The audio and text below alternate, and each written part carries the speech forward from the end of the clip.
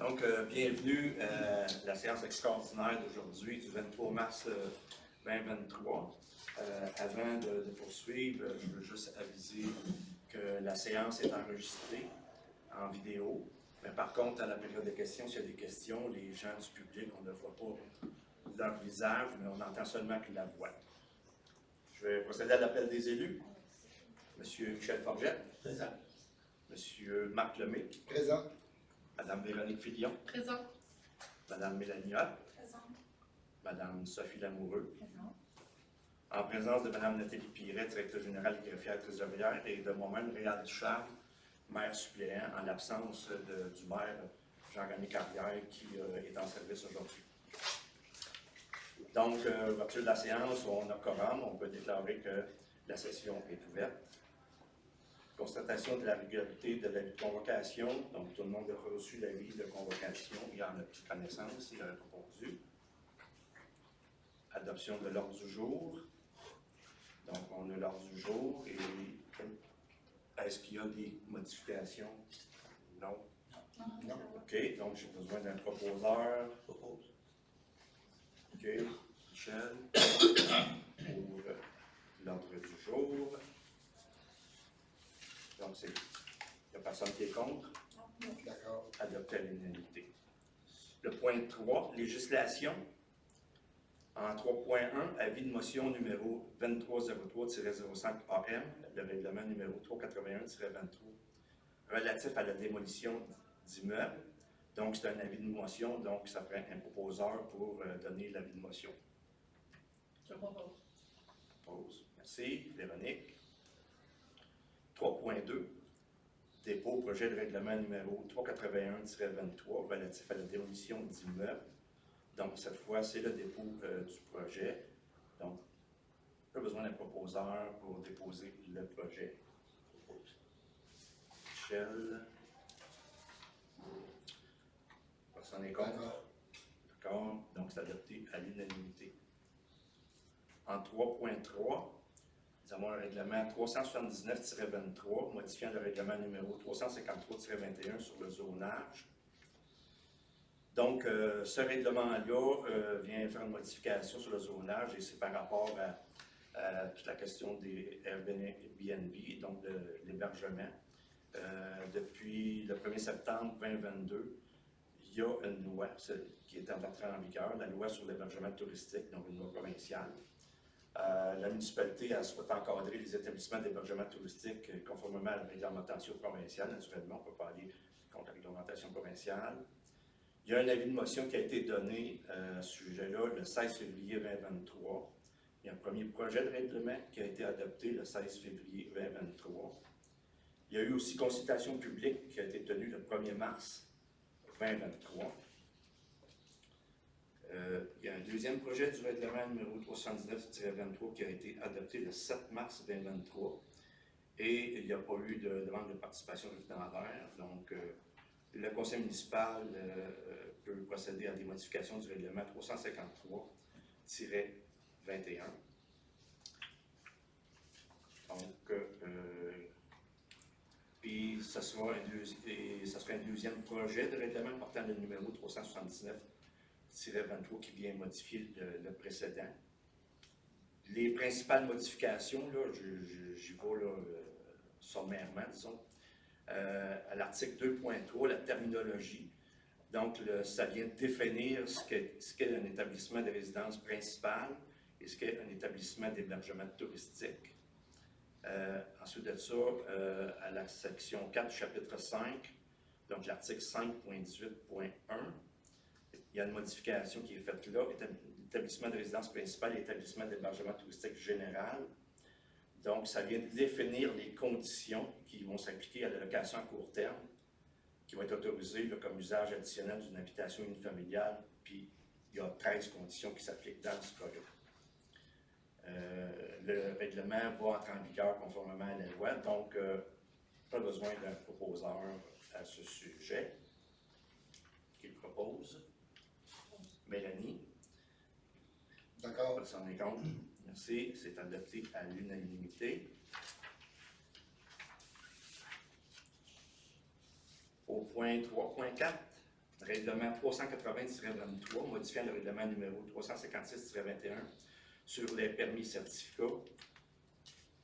Encore là, ce règlement-là vient modifier le 356-21 parce que sur justement la loi sur l'hébergement touristique, il faut venir préciser les permis et les tarifs, donc qui est en vigueur, comme je l'ai mentionné, le 1er septembre 2022. Et la municipalité, par cette modification-là, souhaite encore là encadrer les établissements d'hébergement touristique conformément à la réglementation provinciale. Il y a un avis de motion qui a été donné le 16 février 2023, un premier projet de règlement qui a été adopté le 16 février 2023, un deuxième projet de règlement qui a été adopté le 7 mars 2023, et le Conseil peut procéder à des modifications du règlement 356-21. Donc, les modifications seraient les suivantes. Donc, à l'article 6.3.1, renseignements et documents additionnels requis pour une demande de certificat d'occupation d'hébergement touristique en tant qu'usage additionnel. Donc, ça vient préciser là, les documents additionnels qui doivent être déposés. Il y a l'article 6.6 qui, lui, est abrogé. L'article 7.1, lui, est modifié. Ça vient préciser les frais et la durée du permis dans ce cas-là. Donc, pour cette modification-là, ce règlement-là, j'ai besoin d'un proposeur qui le propose. On propose. OK. Ah. Quelqu'un contre? Non. Donc, c'est adopté à l'unanimité. Au point 4, urbanisme, développement du territoire, nomination des membres du comité sur les demandes de démolition, un comité qui va s'appeler le CDD. Le conseil municipal a le pouvoir d'adopter et de modifier un règlement concernant la démolition des immeubles. Le conseil doit constituer un comité qui va autoriser les demandes de démolition. Ce comité-là va analyser les demandes de démolition. Le mandat des membres du comité doit être renouvelé à tous les ans. Le comité va être composé de 3 membres du conseil. Donc, les membres du conseil qui se sont portés volontaires, M. Jean-René Carrière, maire, Mme Véronique Filion, conseillère, M. Michel Forgette, conseiller. Donc, on a besoin d'un proposeur par rapport à la nomination des membres du comité. Sophie, merci. Adopté à l'unanimité. Et la résolution va prendre effet rétroactivement au 1er janvier 2023. Au point 4.2, nomination des membres du comité sur la planification du centre villageois, le CPCV. Encore là, c'est le conseil qui a le pouvoir d'adopter un programme particulier d'urbanisme, ce qu'on appelle un PPU, pour 2 secteurs du territoire de la municipalité. Le conseil souhaite constituer un comité pour élaborer des programmes particuliers d'urbanisme et le mandat est de 2 ans renouvelable. Le comité se compose de 4 membres du conseil et les membres du conseil qui sont portés volontaires, M. Jean-René Carrière, maire, Mme Véronique Filion, conseillère, Mme Mélanie Hott, conseillère, et M. Réal Duchamp, conseiller. Donc, tu as besoin d'un proposeur. Je propose. Qui que? Moi. Sophie? Quelqu'un contre? D'accord.